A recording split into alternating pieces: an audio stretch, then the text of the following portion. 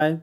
Monetary policy. Monetary policy is a process according to which the country authority of a country controls the supply of money. It is called monetary policy. In this, depending on the state of the economy, it decided to reduce or increase the policy interest rates. Its aim is to ensure the economic development and economic stability of the state.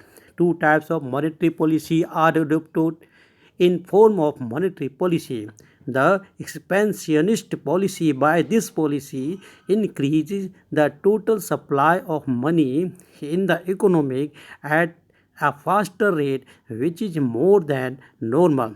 On the contrary, the contractionary policy reduces the money supply in the economy more slowly than normal is.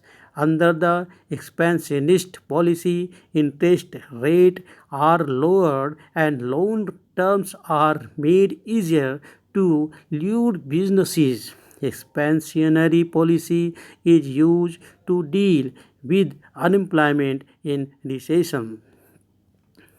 The contractionary policy is used to prevent the fall of assets price and to slow inflation. Under this, the currency is gradually depreciated from the economy, due to which the prices of goods are prevented from rising.